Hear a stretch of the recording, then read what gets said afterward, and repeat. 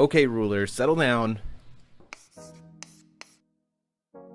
Ruler School is brought to you by Odyssey Games, where you can go to get pre-orders of all the upcoming Force of Will sets, as well as releases of previous sets after they come out. ccgprime.com with over 100,000 Force of Will singles, as well as out-of-print boxes from the past, and TCG accessories, as well as fowlibrary.com, a wonderful resource for deck lists, article discussions, and more. Check them out at fowlibrary.com, as well as these amazing patrons. Special thanks to guest lecturer patrons Shukong Fu, Vite Ramen, and Maxime Van He. Thank you for your support. Class is in session.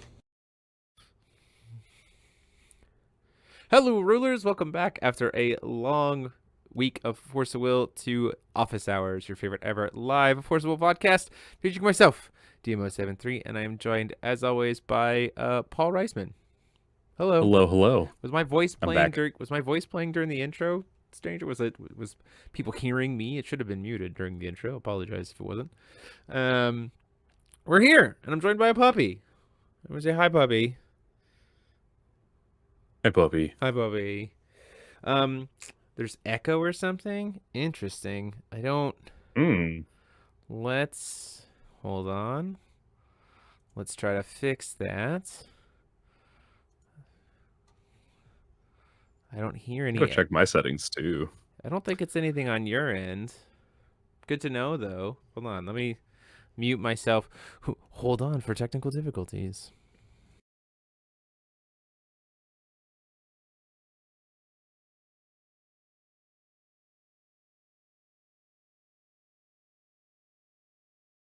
Toby says it's fixed. So, I don't know what's going on. Anyway, regardless, we're here. And we are here to talk about...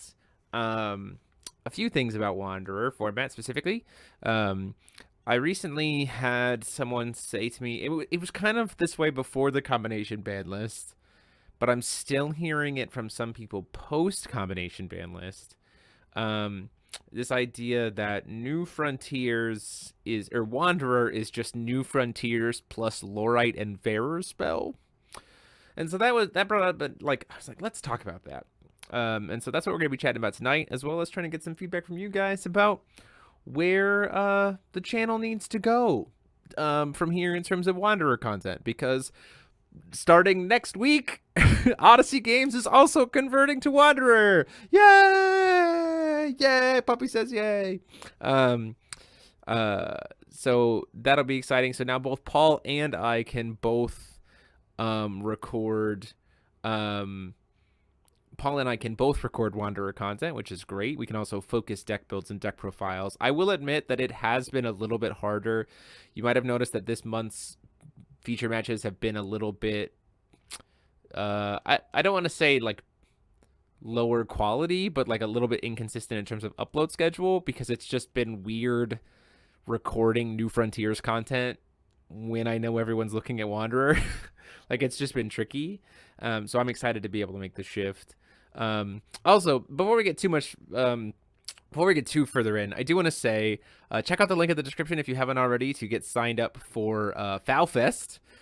Registration is now currently live for the 3 different tiers. There is the $40 tier, the $60 tier, and the $100 tier. The $40 tier gets you at least $80 worth of stuff. The $60 tier gets you at least $110 worth of stuff. And the $100 tier is probably like $210 worth of stuff just for signing up. Plus all my other amazing surprises that I'm already most of the way funded to because of the wonderful case split event we held this past weekend. So you can go ahead and check that out. We're going to be November 5th and 6th at the Radisson Hotel in Kalamazoo, Michigan. You can check out that information in the descriptions below. So go check that out. What's going on? You waiting for Mom? You trying to wait for Mom? Oh, yes. Okay. All is well. So combination ban list existence, I would agree, and Paul, I'd be interested to hear your thoughts because you were playing in that world more consistently, that it definitely did feel like New Frontiers plus Lorite and Farer spell. Would you care to share? Well, yeah, I think we actually first talked about this on the podcast, and when I was testing Wanderer format months ago, when CCG Prime's store was mostly just Wanderer format. And as I was building for that format, I realized, like, oh, I just get to play Lorite and Fair's spell, but it's New Frontiers. And so I think it was between Dan and myself, we both just said, like, is that just what we do right now? And for the most part, I would say like 90% of the time that was true for me. But things have changed. Yeah, for sure. Pretty significantly, which I think we're going to talk about a little bit more. So congratulations. You all arrived at the same conclusion I did 10 months ago. Yeah, it's been a while. it's as I've been looking at deck lists and as I've been doing testing online, and like the combination ban list, in my opinion, one of the biggest things that it did was it expanded the potential card pool in terms of like what justifies a card that you could look at for Wanderer. Like we have some amazing cards that even before the combination ban list were already finding their way into Wanderer. Look of Corruption, Intimidates, other sideboard techie kind of cards, some spot removal stuff, you know, those kinds of things, especially at the like more casual level. Like we were seeing those things too, but even like creeping up into the competitive scene. Black Moonbeam was seeing some play for a bit. Black Moon Ray was seeing some play for a little bit. Like these are cards that were seeing viability, and then like when we went to the Wanderer ban list or the combination ban list, suddenly the breadth of those cards that you could utilize massively expanded. I would say not only because of the Wanderer ban list, but also because of some of the new support cards like Typhon. If you actually look at a Typhon deck, it uses a lot of old cards because suddenly you're just like, oh, hey, what about if these really good chants for darkness were suddenly quick cast? Suddenly, whoa, okay, like instant speed final battle, you know. What if I could glint you on your turn? Yeah, glint of insight, right? Like suddenly, you know, things get kind of crazy. Not necessarily a bad way, but like the versatility there and the flexibility there. Like, children are home. Okay. So, bye, Pupper. Well, everyone, that's the Pupcast. That's the Pupcast. Have a good night. Have a good night. Bye, everyone. But like there is a lot more breadth to it than I think we first thought. That being said, I you know, we still haven't officially made the change to Wanderer yet. Like the format is still New Frontiers, even though all of the tournaments are Wanderer and everything else. Like the unofficial switch has happened. We're just waiting on the official switch. It just comes down to what we might see. Hello. I like your hat and your sunglasses. It looks good. Thank you. Say hi to everybody. You want to say hi? Hi. This is my daughter, Alice, Hey. everybody. Everybody on the podcast, say hi, Alice. They'll say hi, but they can see you. Okay, head on upstairs to Mom, okay? Hi. Thanks. Head on out. Close my door. Melt. Yeah, just So there's this world where, you know, I was talking with someone about like what at the competitive level, at the casual level, suddenly what exists in terms of, you know, viability. And I see people talking about, you know, Lapis cluster decks. I see people talking about Rhea cluster decks. I see people talking about New Valhalla cluster decks. I see people talking about Alice Origins decks and then crying because their opponent plays Origins Drywing. And then I see people talking about earlier Saga cluster decks. Like I actually built a Mikage based off a list of JPK, Mikage 2 Stone Hate deck, right? That like uses a lot of older cards and actually feels like it's got some potential there in the meta. Like there's a lot of exploration that can be done there. You know, especially at the casual level, but also at the competitive level. Do I think that there are still some things that in the next ban list in August probably need to be shifted around before we make the full switch to like really cement that? Yeah, probably. But that's the whole thing about Exactly. a ban list is it's an evolution, right? It evolves over time. And I think the combination ban list as it dropped was a huge step in the right direction to be able to open up the format to not just be New Frontiers plus Lorite and Fairspell. Vlad! Yeah. Like, absolutely. Play some control Vlad. Vlad as a deck. Like, absolutely. You know, there's a lot of really fun stuff that you can do. And I, for one, am here for it. I'm like super here for it. Well, and it depends on the context of the comment, right? Are they saying like in competitive Force of Will, you have to run Lorite or Fair Spell, but outside of that, the format is exactly the same? It's literally not. Yeah, for sure. There was a moment in which Violet was the best deck, and Violet maybe played one Lorite because they'll never see it coming. Yeah, I think Charlie knows what I'm talking about. I think, you know, speaking of Charlie, like if you want to get a good sense of, you know, kind of what the breadth of what's possible in Wanderer, not just looking at new cards, but like the interaction of new and old. Charlie does a wonderful job in his Wanderer Wednesday videos, walking through some really excellent, certainly locals viable, but even like, you know, fringe rogue playability and enjoyment wise at a GP Wanderer deck. Like he's done Green Gill, he's done Atlas Origins Machina. Like there's a lot of stuff that you can explore with the interaction between new and old, you know, in a way that's very, very fun. Like to that end, you know, that's kind of what we're talking about, of like I found myself looking at my ruler binder today because I was like, okay, I've got to record one more New Frontiers match to Dragonflame just so we can have put all 4 of the new rulers on the channel at least once before the rotation, and then I can jump to a bunch of other stuff. And I had to think to myself, okay, I'm helping people test for the GP, so I have Wanderer Zeus built so that they can, you know, play against it and learn the matchup and everything else.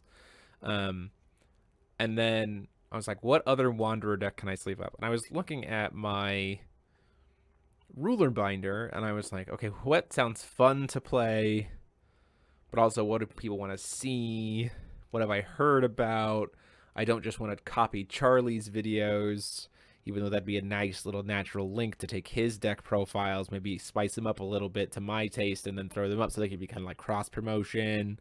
You know, what was I doing? You know, what did I want to do there? And I found myself going like, I'm going to build this Stone Ramp deck because I played against it and it was pretty cool to play against. And I think it's probably good for like it's not so insanely fast in terms of just stone destruction that I think my locals would get mad at me for playing it.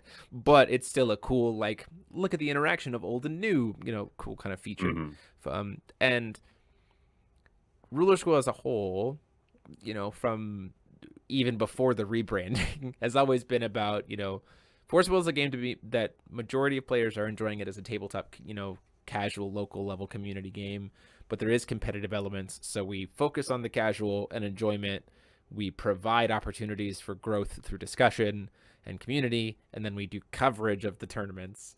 And now we're pivoting to Wanderer. So the question becomes, do we stick to that in the Wanderer era, in which case Jeremy and Paul just kind of get to build whatever we want? Is there like an era of rulers that we should focus on? Because I think it could be very easy for Paul and I to just stick to the sense of like in between sets of, well, we're just going to feature the new rulers in a Wanderer context, right? I think it would be very easy for us to do that, but I don't think that's what people want to see. Necessarily. Maybe like when a set first drops, obviously you want us to look at the new rulers, but then like in those in-between times, what do we do there? So we want to hear kind of from you, you know, with some rulers that you're really interested in, or are you trusting us to just kind of go with what we think would be fun? Like we need to know. Time Spinning Witch throw Bloody Moons at people. That's a deck. That is a deck. Carlina did it better and then immediately abandoned it for Hungry Box. We were like, this is really good. We'll kill stones on one. And then we're like, wait a minute, there's coin. There's the Energize. This isn't as good as we thought. Deck Doctor series. Some Deck Doctor That's an series interesting idea. for sure. There actually is. So the funny thing is, if you're a channel member at I think it's the support staff level, it might actually be the alumni level, the $5 a month level, you actually can submit your decks directly to us in private to have us doctor them for you. So that's a cool little perk. But that's certainly something that we could do for sure. Maybe tech your old deck list and upgrade them. Okay. What about speculation about the Wanderer-focused non-cluster product? Ever considered making videos about that? We tend to not get super speculative here, unless it's Just like try not to. we try not to get it super speculative as much as possible. Obviously, when like when a cluster is first revealed, like we'll talk about like what does that maybe mean for theming wise, or if they start talking about like what the mechanics of a new cluster is, then we kind of like tangent off into like, well, what does that look like, or how do they support that kind of thing. But in terms of what's gonna be in the set, or like what does this product have to look like, we tend to not do that too much. It's just never We quite here at been... Ruler School like to put the education in educated guesses. Yeah, that's for sure. Take my old topping lists and talk about why certain things need to get changed, because power, what you can still keep because it's good, and so on and so forth. I honestly thought about trying to rebuild Val 2 World. And like seeing if there's a way that I can rebuild Val 2 World in this environment. And then I realized that the ruling change of how she won't keep her God's Arts on her front side immediately made me go, oh wait, that deck's unplayable. So, whoops. Such another J Ruler hate, yeah. Yeah, that deck's straight unplayable now, which is unfortunate. I did get to Worlds on the back of or I didn't get to Worlds on the back of it, but I played it for a very long time, Fox. But then I suddenly decided to put the Fox list in Paul's hands. Love you, buddy. Only to have me immediately misplay because I don't read cards sometimes. Yeah, you gotta read cards, my dude. It happens. It happens. What was the purpose of the survey of new Valhalla cluster and older favorite cards? As far as we know, the whole purpose of that is to potentially make sure that they are curating that Wanderer set to be not only what they consider to be the core staples, but cards that players want to see back into their hands, as well as potential promos. For instance, honestly, very, very cool, Majin Dark Elf getting a promo. Like... Mighty Dark Elf. That's pretty cool. Yeah. You know, what is Carlina was like, I'm banned. Use time spinning magic. Go be Majin Dark Elf. Be back in format. Done.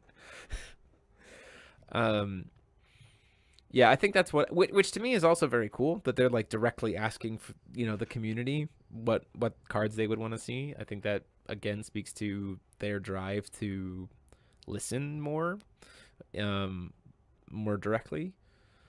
Meta staple. Yeah. Is this like the first ever survey we've received from the company? We've had surveys before, back in the Jeff and Jordan eras, but we've never really known what's come out of them, to be perfectly honest.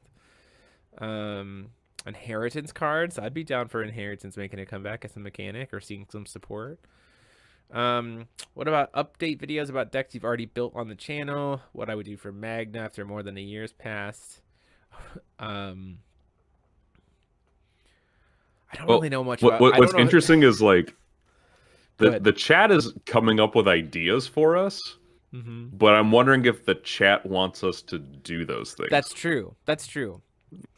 That's so very true. So chat, hone yourself. Yeah. Hone yourself. Articulate yourself. Do you want these things, or are you coming up with ideas for us?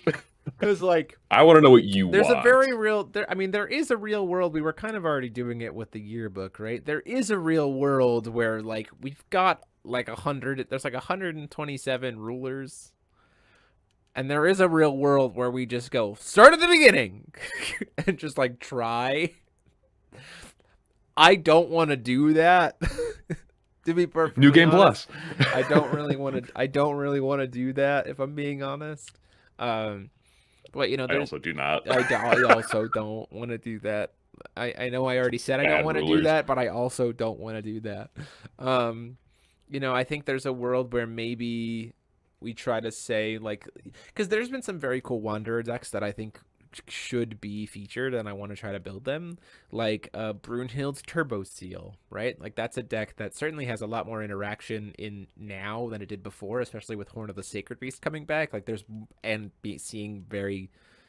Horn of the Sacred Beast is already seeing more play because of Zeus. So like, how does Brunhild Turbo Seal it work in an environment where there's horns everywhere and more stuff to stop it? You know, Loki, Loki giants with perfect Loki and stuff to like do Seal of God or whatever, Unsealing of God, right? Is there that stuff? The Mikage stone construction deck is a good example of that, right? If like, how do we abuse this mechanic using new cards plus old cards to facilitate? Because, you know, suddenly Mikage not only has part of true power, but also has 7 deadly sins, right? And has like Dark Alice back in the, like, Mikage can use Dark Alice to sacrifice stuff off more quickly and like all these other things and generate value. Like, what does that exist? So, like, there is a world where it's like, do we focus on trying to build more casual decks, purposely blending the new and old, like very intentionally blending new and old? Do we take old decks and upgrade them specific, like just like take same strategy, upgrade? Or do we see how new decks make use of older cards? Because those are all 3 very different approaches, right? Like, build something brand new with an older ruler, take an old ruler's archetype and upgrade it, or take a new ruler and try to support it with old stuff. I think Charlie's doing a very good job of, in his videos, of taking an old ruler's main concept and trying to upgrade it into the new age. You know, his entire guild deck was like, what if we just played Leaf Paladin on 1? I'm like, well, that's the thing. It's the thing you can do. What if we Judgment Gill on 2? Also a thing that you can do because of dinner time. Like, you know, stuff like that. Because there's so much to explore. I'm very excited, and part of it, I'll admit that part of it is based on what my locals decides to do, right? Because, you know, at least for me, what I can build and play and get recorded is based on what my opponents are playing and building and recording or bringing to record. Because Paul and I don't live in the same place. Not anymore. Not anymore. So we can't do Foul Wednesdays where he comes down and hangs out at my house. No. I mean, you have to pick something and shoot your shot. Let's make a competitive Golem Screaming Lady deck. I don't even know what Screaming Lady deck means, but competitive Golems sure ain't possible. It's the Prego Lady. Yeah. She's not Prego Lady anymore. She's the Birthing Cube Lady. series. I'd like to see the return of Incarnation along with a Fire Darkness version of Abdul themed around Incarnate. I do see how the decks start off and how to upgrade them over time, especially to help those who want to experiment with older cards and don't know where to begin. Certain spells were more recognizable. You could focus on building around a spell, not a ruler. Yeah, you always just have to focus on the ruler first. I will say, though, that I am currently working on a deck under current CR that seems like it's going to be very, very funny. And, like, I kind of, like... There's this world, right, where you're like, well, Typhon was being frustrated. Like, people were frustrated by Typhon, or he got the combo ban list because he had this 34% chance to do something mean on turn 0. And I'm like, is there a way that we can have kind of a more healthy 34% chance kind of thing to do something that's also kind of mean, but also not that mean? I'm trying to permakill Zeus. I'm actively trying to permakill Zeus in a Typhon deck. Or really any order deck. I'm trying to permakill orders. Because Blazer, Prisoner of Flame, if he under current ruling, if he kills an ordered Resonator, you kill the order. Which means the ruler also like can't order again and you lose Force Resonance. So, like, heroic epic told in 1,001 nights at instant speed. Blazer. I'm gonna just try to blazer people. That's my whole plan. You know, silly things like that. Why make your opponent discard their whole hand when you can get rid of Force Resonance from their whole deck and stop them from ordering ever again?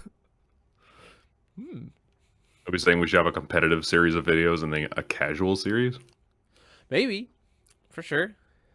In the sense that, like, one of us focuses on more casual stuff and the other one focuses more on, like, competitive builds and stuff? Maybe that's what you're thinking. Yeah, that's certainly something that I think. Well, you have Dalton now too, but also Dalton doesn't build as many different decks. But also, he's a paperclip boy. He likes to trade up and get his stuff. Yeah, but also the competitive people at, well, no, I guess that's not entirely untrue that the competitive people at Odyssey aren't willing to try new things. I guess I would say the difference between your environment is Dalton's competitive but sticks to one thing for the most part, whereas I have like 3 competitive people other than myself. So like I could very much focus on the competitive drive, whereas Paul focuses more on the casual side. That's certainly something that we could do.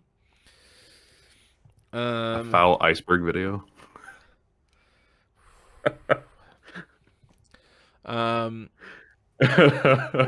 You know, I have a binder that has all of the rulers in it, and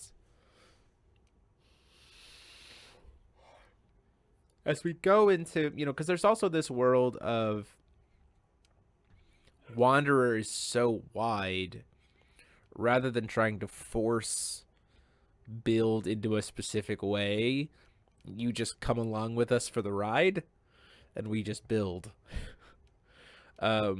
Which has kind of always been the channel's go-to outside of right after a set drops. So I mean, like, we can just stick to that. There's a lot of stuff we can do. And especially I think it's gotten easier to do that since we've introduced things like the podcast or the tournament reports or stuff like that, because it feels like we're still covering all the bases. But, you know, at the end of the day, in this casual tier 2 trading card game YouTube world, we still want to make content that people want to watch. Plain as day. Yeah, absolutely. Iceberg videos and generic TCG videos do very well. It could get a lot of people invested. Do you know anyone who would specialize with telling the story told enforceable? Some FowTubers could focus more on the TCG gameplay while others focus on the story. People have tried. No one's stuck with it. I did some voice acting for one of those projects that never got released. Currently writing out a foul story rewrite because, well, reasons. Time spinning. It's like, how do we make this make sense to anybody? Time spinning. So yeah, we're doing some fan. We're doing adaptation. Adaptation. That's what we're doing. Yeah, it's not quite fan fiction, but it is a fan adaptation. So here's another thing that we are tooling around with, and I'd be interested to know. It's like Kingdom Hearts. No wonder I like this. No wonder I'm okay with the story being as weird as it is. I love Kingdom Hearts. You just not figured this out? I'm right at home. I'm right at home. And you know, same with the ridiculous titles, such as things like time spinning. So we are tooling around with, and we would want to make sure that all the channels are appropriate. There's a thing that Yu-Gi-Oh does that is like a running, it's not a circuit because it's meant to be kind of standalone run in-house events for locals. Winamats, where it's like a special mat and then like matching field centers to go along with the mat for people who play in the event. Like, you play in the event, you get a field center, you can win the mat if you win the event. We're tooling around with the idea of what if we did that for FOW, but with will coins, where every couple of months we had a kit that you could order. It was cheaper than a Vite Ramen kit or anything else because it purely is just a standalone event designed to help drive almost like an on-ramp to organized play for stores of like something beyond just playing in a tournament every week, of like, here's your taste of competitive, you know, because there's something on the line. Is that something that people would be interested in? Is that something that people would be interested in just the playmats? Would the coins be a good incentive? How often would something like that be okay? Is it like once a quarter? What, every other month? You know, FowFest has shown me and working on FowFest has shown me that I have a lot more connections than I initially thought, and that there is a hunger for more outside of GP competitive events. Like even it's just like something to wet the whistle of the competitive environment. So people jumping in on converging wheels, people jumping in on the Discord K-split events, people jumping in on all kinds of stuff. So the question is, if we were to help kind of levy some of our contacts, would that be something that people would be interested in?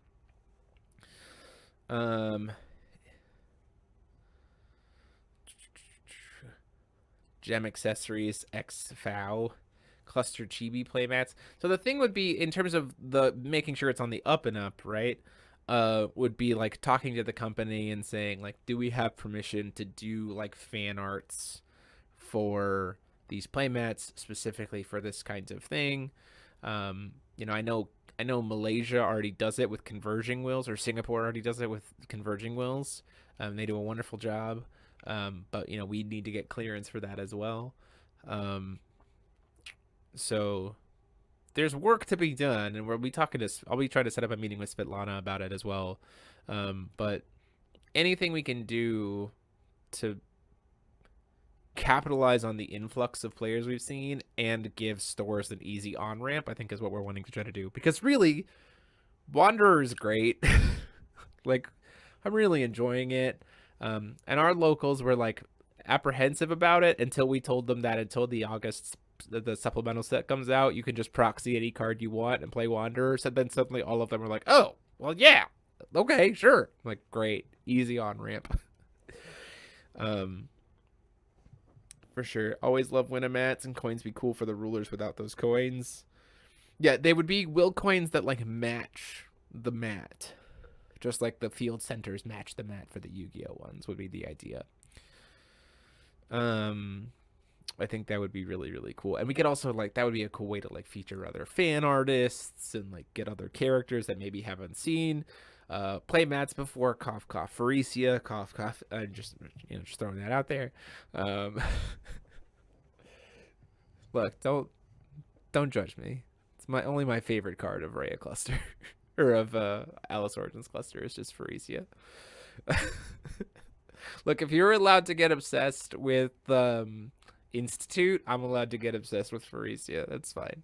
It's true. They both are green-black cards. They both are green-black cards. and they work really great together, actually. They're both green-black 2-drop chant speed cards. Yeah, so they can't be fair spelled and they can't be low rated. Still the best. Still the best. The best. Okay, cool. Getting some feedback there. We do have a vote going on over on Facebook about that too, if you want to do it. So, Paul, let's talk about this. What are some rulers in the Wanderer environment that you're excited to build? Wow. Okay. Well, let me just open the Force of Wind online. Sure, just look at all of the rulers. Yeah, just look at every ruler. Would you mind? Sure. Like, you just have all of the rulers living like rent free in your head, right, Paul? Yeah, of course. Yeah, every single one. Every single one. Every absolutely single ruler. I have a binder. Oh my gosh. That's true. Oh my gosh. We've already the problem is here's the other thing that kind of sucks if we're like while you're looking at that. The problem is because you've been doing Wanderer and I haven't been, we've been talking about the rulers that I would want to build in Wanderer, and then you've been building them and playing them. So now it's like, I get to play Wanderer. I should do an IMOL deck. And I'm like, crap! Paul already did an IMOL deck. Paul. No! We did it forever ago, though. It's fine. You can do it again. It's true. We did do it forever ago. I could do it. It's like, play a Fox build. Dang it! Let's see.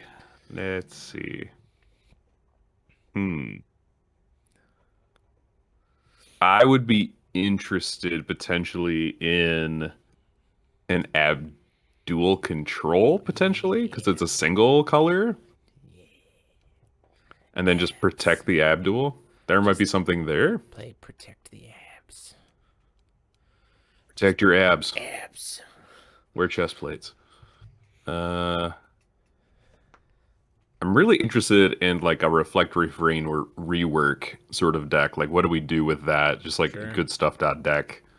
I a Dark Alice control, and then Dark Alice 2 would be really fun to do. I really want to revisit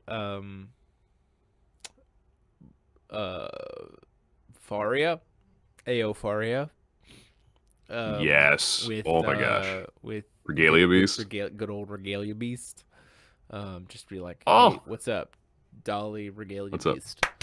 You know, go off. Let's I also go. am really interested in potentially revisiting Olivia.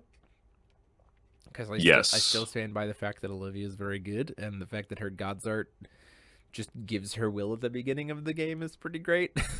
Just like, hey, there's some pretty cool things you could do there. I mean, Blue Energize isn't the best, a little unfortunate, but you know there is certainly stuff. I really like the idea of like being on coin, and hear me out here, being on coin, playing against Zeus, and Zeus is like, do a thing, and you're like, cool. In response, God Art, get Dolly, produce blue, coin, insatiable desire for treasure. Look at the top 7. Probably take a card. Oh, dang. 4 Zeus enters. Crap. Hey, but that means they're not in their hand. That means that they all go to the bottom of the deck. So I'm okay with that. That's all right. EDL over Azuki, very possible. Lots of cool stuff that you can do. Ragnarok post-free 3 mana guy. Yeah, there's some very interesting stuff that you can do. I know that I'm looking at the problem is that you will never convince me to play an aggro deck. Like, I'm gonna play Dragonflame this week, and I'm gonna be sad about it the whole time because I just can't play aggro. Although I will say that when I was testing this Dragonflame deck to like practice it, I did win a game by dealing 70,000 damage in one chase. Wow. Yeah, I had over 100 dragon power.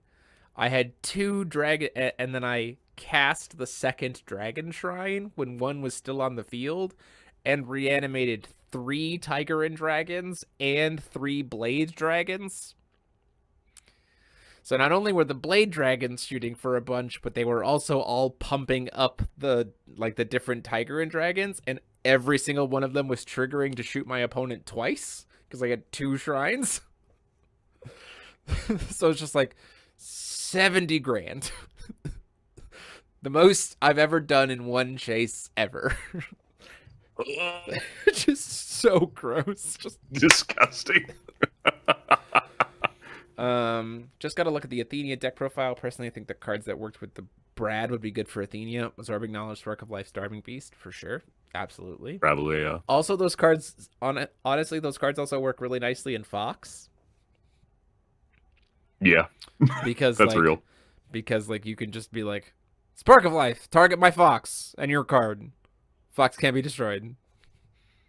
Yeah. Player removal over creature removal. We don't do that here. Player removal is better than creature removal. 70 grand.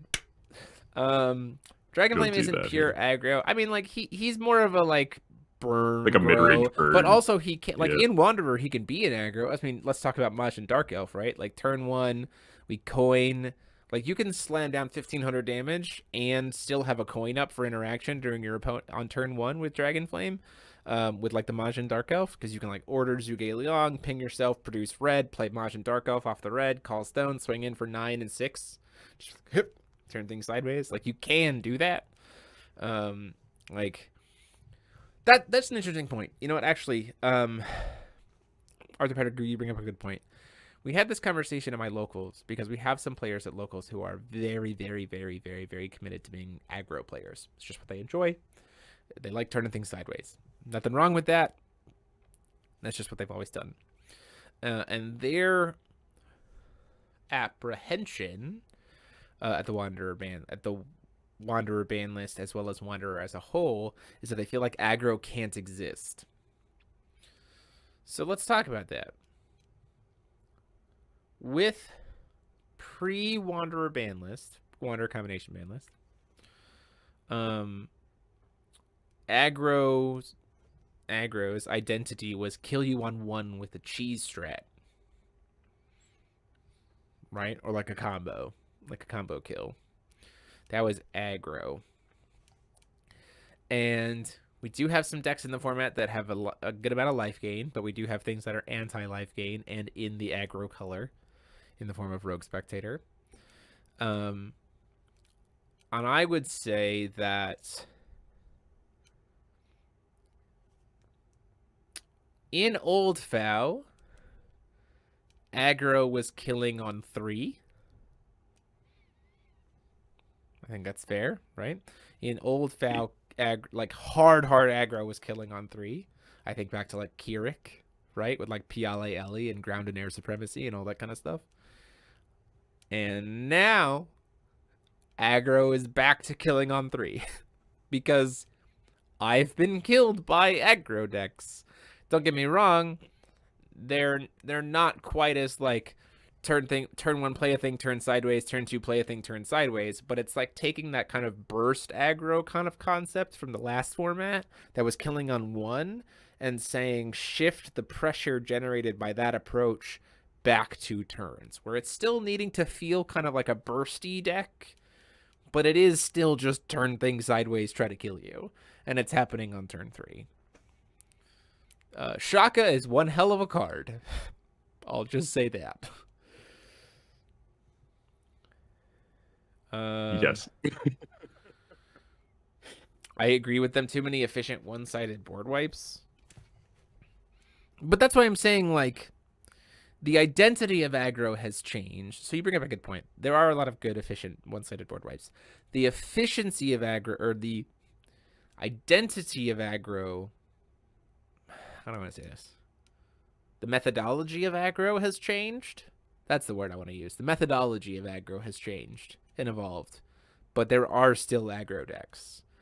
I also say that one of the most aggro decks we have right now is black.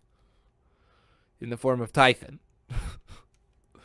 If you want to just turn things sideways, you just play Typhon antibodies. And you're just like, just turn things sideways. If you want to play like traditional or you play Rune Ruler Loki antibodies. What? Do you have a deck? We do have a deck. We have a deck? Dan and I made it. Okay. Interesting. It's wild. Light of Zeus in a Zeus deck is a board wipe that neither player can stop. That's true. That's very true.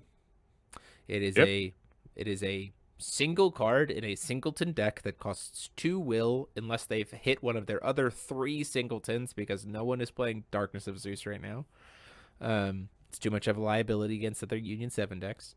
That it might be free. That is true. That is a board wipe that exists.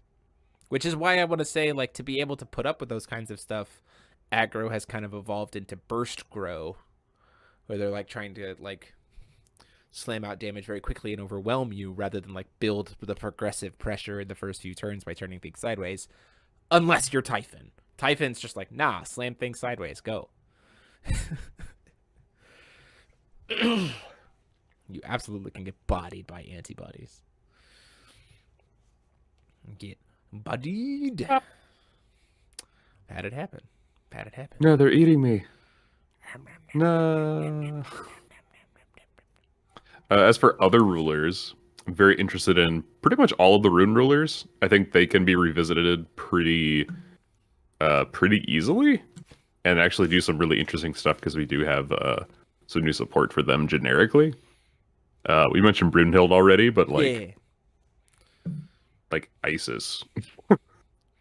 Like, the fact that the game has slowed down has meant that, all of these older rulers now have a chance, because they needed to establish themselves on turns 2 and 3 before they win the game. Right. You know, I'll speak to this. It's like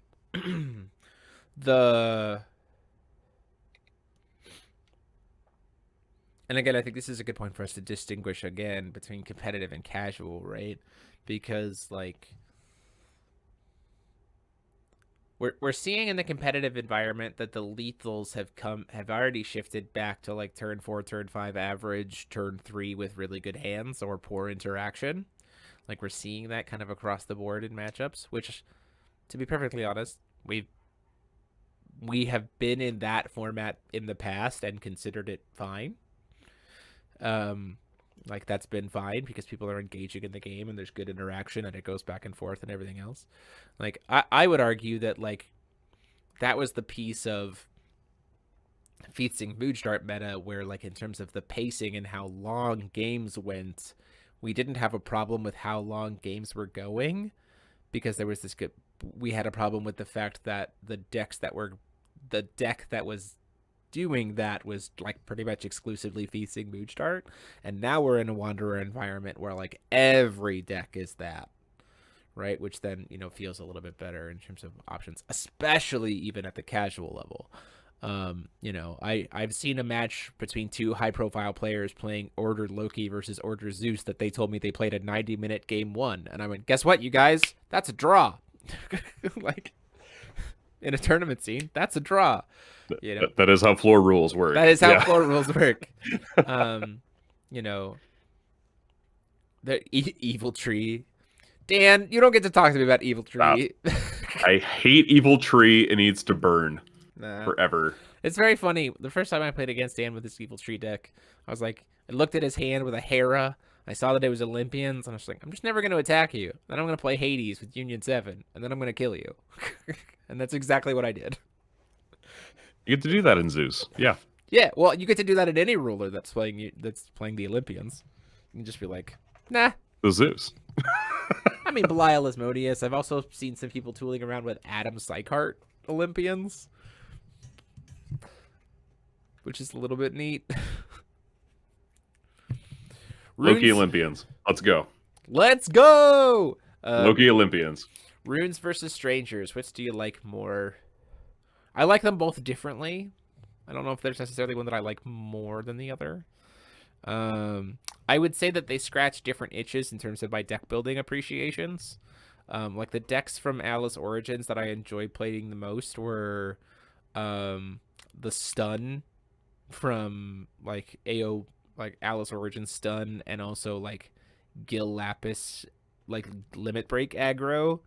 Whereas like I really enjoyed playing like control rulers from like there wasn't really necessarily a control ruler in Alice Origins, to be perfectly frank, but that's also because we were dealing with Athenia alter loops. So we didn't get a chance to have control rulers in that environment. But I would say that I enjoyed playing control rulers more in the Rune era than I did in the Alice Origin era. Good question, though. Yeah, I would say I say runes, but not because of the runes. Sure. Sure. That I just feel like that cluster on its own, in its own self-contained environment, was just really, really, really fascinating.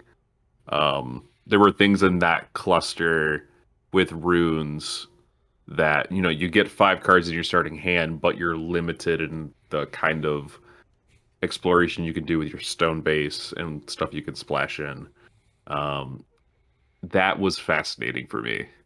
And I mean, I went back and I threw together an Arthur deck with all the new machine support. Mechanization seems really good in that.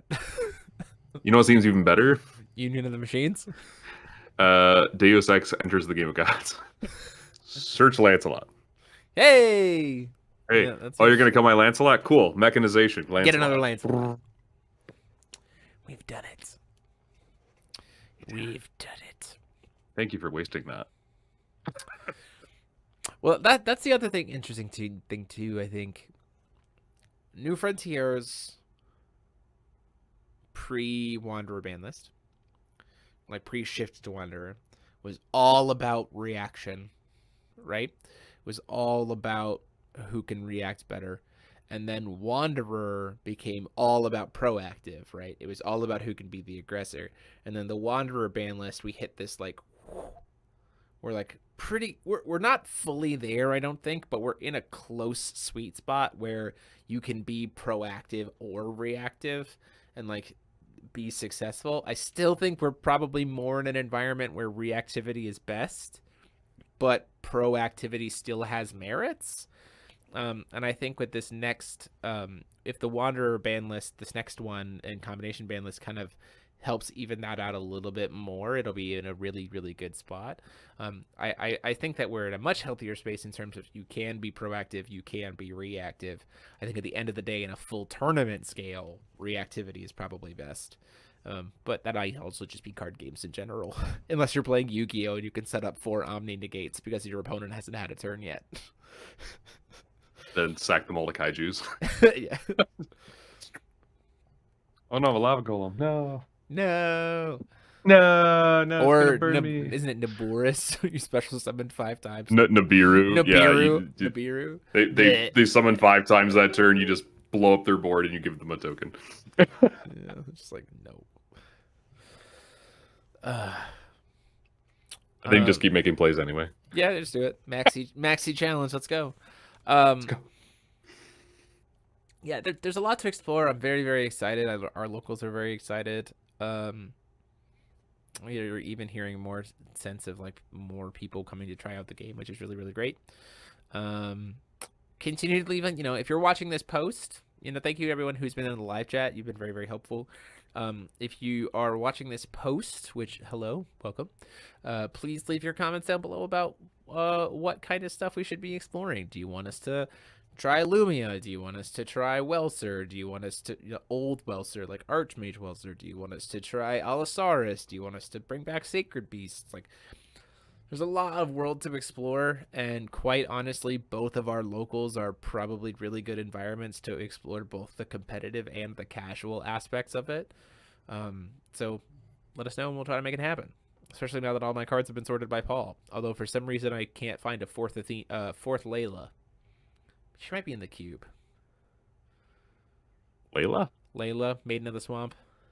She might be in the cube. I think she actually is in the cube. Yeah, I think she's in the cube. Yeah, I only saw 3. And I was like, gotta need 4 for this deck. Crap. Spend the $1. Your locals has all the singles. My locals doesn't. Spend the $1 at my locals and they will ship. Tell Dan, you're watching. Mail me a Layla, Dan, please. do it. Mail me a Layla, please. Or come down to locals on Wednesday and bring me a Layla, please and thank you. Do a video building a pool in the woods. Interesting. That's very out of left field.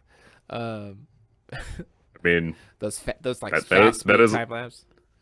Gil Lapis. We'd have to make a second channel for that. Gil Lapis. Pooler school.